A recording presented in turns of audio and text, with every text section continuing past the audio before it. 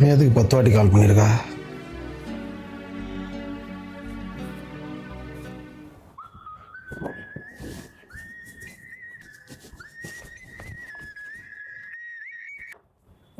டேய், உனக்கு எத்தனை தடவை ஃபோன் பண்றது? ஏன்டா எடுக்கல?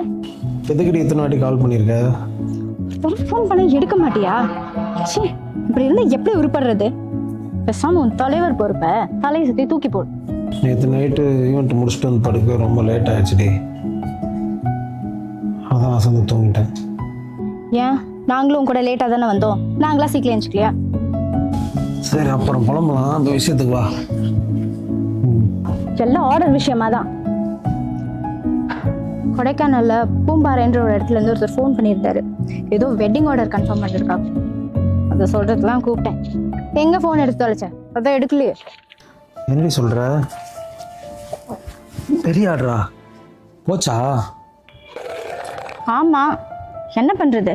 நீ மட்டும் சரியான நேரத்துல ஃபோன் அட்டன் பண்ணியிருந்தேன்னா இப்பெல்லாம் ஆயிருக்குமா? கொஞ்சம் தெளிவாக புரியுற மாதிரி சொல்லி. சரி சரி, டென்ஷன் ஆகாத. நானே அந்த ஆர்டரை கன்ஃபார்ம் பண்ணிட்டேன். என்னடி சொல்ற? எப்படி?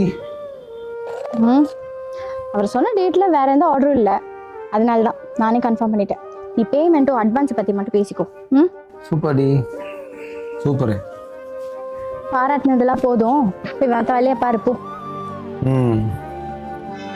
நீ மட்டும் இன்னும் கொஞ்சம் லேட் பண்ணியிருந்த, பேமெண்ட்டையும் நானே பேசியிருந்தேன். Okay, thanks madam. எனக்கு இந்த வேலையாச்சும் மிச்சம் வச்சதுக்கு. தேங்க்ஸ்லாம் இருக்கட்டும். இனிமேல் இப்படி ஆச்சு, உன் வேலையும் சேர்த்து பார்க்கறதுக்காக சம்பளம் கேட்டு சண்டை போடுவேன் பார்த்துக்கோ. பாய் பாய்.